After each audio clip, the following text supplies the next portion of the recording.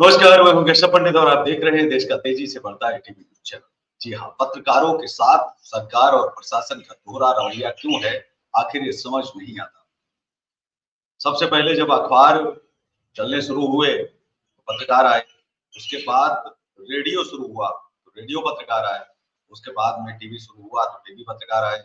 आज दौर बदल गया है, आज डिजिटल का जमाना है, तो आज डिजिटल पत्रकार, लेकिन डिजिटल पत्रकारों के साथ-साथ में प्रिंट पत्रकार, इलेक्ट्रॉनिक के जो पत्रकार हैं, इन सभी के साथ दोहरा रवैया क्यों? सरकार किसी को पत्रकार मानती है, नहीं मानती है, इसको लेकर के अभी तक न कोई कानून है और न ही देश में अभी कुछ बताया गया है। जो डिजिटल के पत्रकार हैं, उन्हें अवैध भी नहीं बताया जा रहा है, लेकिन वैध नहीं है, इसका भी एहसास कई बार कराया जा चुका है। डिजिटल के पत्रकार आखिर क्यों सरकार को इतने चुभते हैं? अगर वही वेब चैनल का पत्रकार सरकार के पक्ष में, प्रशासन के पक्ष में और पुलिस के पक्ष में अगर लिखता है, तो बहुत बढ़िया पत्रकार है। लेकिन अगर वही पुलिस प्रशासन के खिलाफ अगर चलाता है, तो अवैध पत्रकार है, फर्जी पत्रकार है, गलत पत्रकार है। इस तरह की संज्ञा जो है समाज में स्थापित की जा रही है। लेकिन आप अपने दिल पर भी हाथ रख के सोचिए कि क्या आपको पत्रकार की आवश्यकता नहीं पड़ती? क्या आपको पत्रकार के लिए खड़े नहीं होना चाहिए? पत्रकार इस देश का नागरिक तो है। नागरिक के अलावा शायद वह कुछ हो। इस देश में पत्रकारों के लिए ₹1 बजट में जो है नहीं निकाला जाता है, कभी भी। पत्रकारों के लिए स्पेशल पत्रकारों के लिए कोई योजनाएँ नहीं है, ना उनके परिवारों के लिए। आज तक न जाने कितने पत्रकार शहीद हो गए अपनी ड्यूटी पर। खबर निकालने के चक्कर में उन्होंने हज़ारों, लाखों दुश्मन पाल लिए, जिनसे उनका कोई लेना-देना नहीं था, लेकिन समाज को आगे बढ़ाने के लिए, देश को आगे बढ़ाने के लिए उन्होंने हज़ारों, लाखों अपने फ्री में दुश्मन जो है बना दिए। और उन दुश्मनों के द्वारा बहुत सारे पत्रकार शहीद भी हुए हैं, लेकिन आज तक एक पत्रकार को शहीद का दर्जा नहीं मिला है और न तो सरकारें इस बारे में सोचती हैं। न उन्होंने जो है उनके परिवार के लिए परिवार कल्याण बोर्ड का भी गठन किया है, न उनके परिवारों को कोई आज तक सहायता मिली है। न उनके आंसू पोंछने का सरकार काम करती है, न ही प्रशासन। तो आखिर ऐसा दोहरा रवैया क्यों है? लेकिन वहीं अगर टीवी पत्रकार या फिर प्रिंट के पत्रकार के साथ कुछ गलत हो जाता है, तो पूरे देश की सरकार और पूरा पुलिस प्रशासन, सांसद, विधायक सब सदमे में आ जाते हैं और सब उनके साथ जो है खड़े हो जाते हैं। लेकिन आज के दौर में डिजिटल पत्रकारों के साथ आखिर ऐसा भेदभाव जो है क्यों किया जा रहा है? आइए हम आपको स्टेप बाय स्टेप ले चलते हैं और आपको बताते हैं कि समस्या कहाँ पर है। पहली तो बात है कि पत्रकारिता में चाटबाज़िता नहीं होनी चाहिए। पत्रकारिता का अर्थ है कि न पक्ष, ना विपक्ष, सिर्फ निष्पक्ष पत्रकार को रहना चाहिए। तो आज के दौर में बहुत ही कम पत्रकार रह गए थे, तभी डिजिटल युग का जो है ज़माना आ गया, डिजिटल दौर आ गया और ऐसे में एक नई पत्रकारिता का जन्म हुआ जिसको नाम दिया गया डिजिटल मीडिया विंग।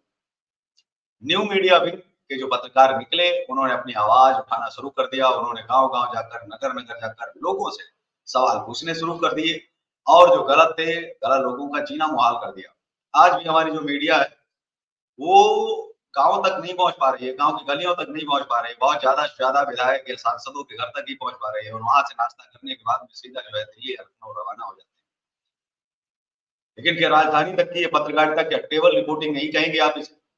एक खबर जो बाहर से आती है और बिना जो है ये उसके तथ्य या उसकी प्रामाणिकता के बगैर वह खबर चला दी जाती है, केवल हिंदू-मुस्लिम का अगर एंगल दिखाई देता है, तो क्या इसे आप टेबल पत्रकारिता नहीं कहेंगे?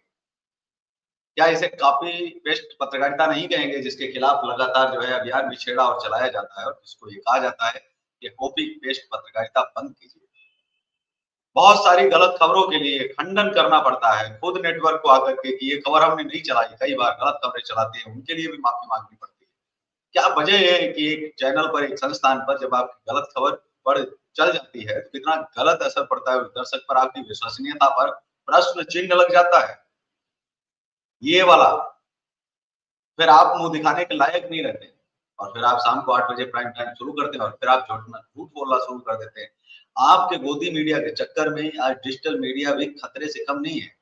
जब आपको दलाल मीडिया कहा जाने लगा, आपको गोदी मीडिया कहा जाने लगा, आपको बिकाऊ मीडिया कहा जाने लगा, तो आपने डिजिटल के पत्रकारों के साथ भेदभाव करना शुरू कर दिया। आपने कहा कि इनको मान-सम्मान ना मिले, इसके लिए आपने साठगांठें शुरू कर दी अपने-अपने पत्रकारों को, जो बड़े पत्रकार टीवी पत्रकार जो बने घूम रहे हैं, उन लोगों ने हर जिले में बड़े अधिकारियों को साफ-साफ निर्देश दे दिया, इनको कवरेज नहीं देना, इनकी माइक आईडी पर बोलना नहीं है, तो पत्रकार ही नहीं है।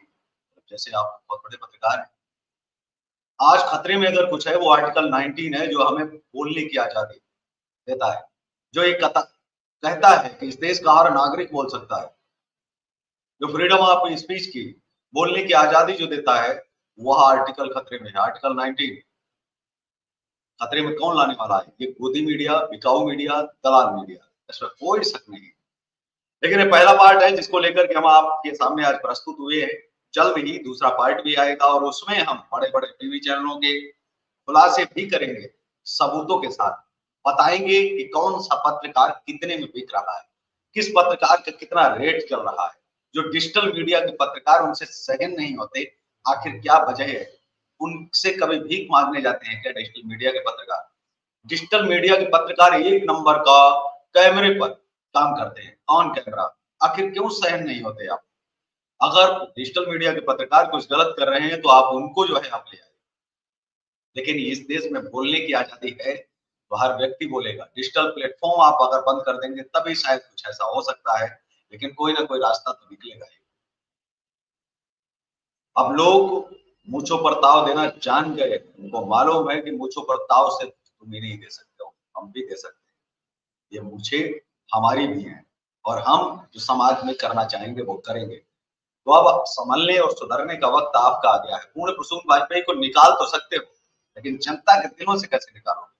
रवीश कुमार को टेलीविज़न से आप फेंक सकते हो, लेकिन वो भी तो डिजिटल प्लेटफ़ॉर्म पर है। अविनाश शर्मा को आप टेलीविज़न से बाहर फेंक सकते हो। आपकी कितनी गंदी प्रेस है, ये उन लोगों ने साबित कर दिया। उनको सुनने वालों की संख्या शायद टीआरपी से बहुत अधिक है, बहुत ज़्यादा है। आज दर्शक उनको जितनी संख्या में सुनता है और पूरी दुनिया में सुनता है। मैं मैंने मैं मानता हूँ कि जिन नेटवर्कों में वो पहले काम करते थे, वो केवल भारत में चलते थे। आज वो हर प्लेटफ़ॉर्म पर हैं, हर हाथ में है। हर व्यक्ति उनको देख रहा है, हर व्यक्ति उनको सुन रहा है और हर व्यक्ति समझ भी रहा है। जब हमारे सामने समस्या ये हो, सवाल ये हो और शर्त भी ये हो कि एक छोटी लकीर को बिना छुए, बिना टच किए हुए उसको छोटा करना है। निश्चित तौर पर उसके सामने एक बड़ी लकीर खींचनी पड़ेगी और वो स्वतः छोटी हो जाएगी। तो आज के इस कार्यक्रम में बस इतना ही। हमें दीजिए इजाजत। नमस्कार और आप देखते रहिए देश का तेजी से बढ़ता एटीवी न्यूज़ चैनल। जय हिंद, वंदे मातरम।